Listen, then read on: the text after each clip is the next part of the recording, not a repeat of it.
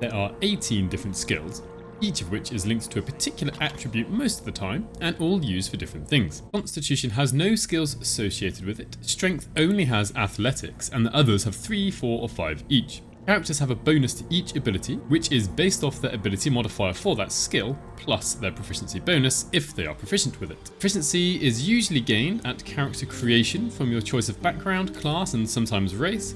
It is also possible to choose the skilled feat to gain proficiency in more skills. On top of being merely proficient, there are some ways of gaining expertise in skills, which means you add double your proficiency modifier to that particular skill check. Rogues get the option to become experts in 2 skills of their choice at character creation.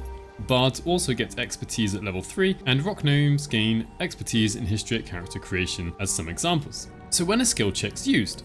Some are used at set times, such as when you want to shove someone, you're using your athletics skill.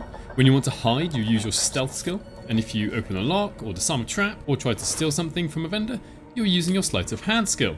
Other skill checks come up, often charisma based, in dialogues, and are ways to influence the outcome of the dialogue or gain new information, and sometimes they happen while walking around and are usually to notice something. Often perception is used, but sometimes other ones such as nature or survival. Skill checks are passed if you meet the required difficulty class, the DC of that particular check. Your total is equal to the roll of a d20 plus your modifiers and any other bonuses such as from guidance or bardic inspiration. There are many ways to get bonuses to skill checks, but if there is a way for you to get a bonus in an active skill check, then the option for it will be at the bottom. The game also sometimes gives you situational advantage depending on the context. For example, barbarians often get advantage on intimidation checks. In case you're unaware, advantage means you get to roll 2 dice and use the higher result.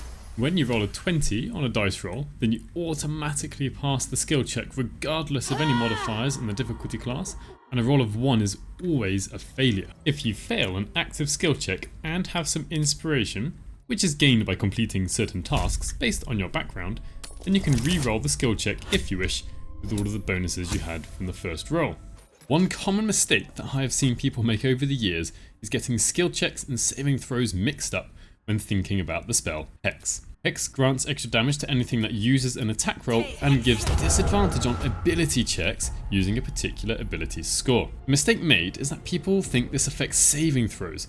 However, ability checks are not the same as saving throws, so Hex does not give disadvantage to enemies making a saving throw. So don't be a dummy and fail your intelligence arcana check by using Hex thinking that it makes enemies worse at saving throws. Lastly, I just want to quote Sven, the CEO of Larian: trust the dice. You might not pass a skill check, but don't feel like you're missing out.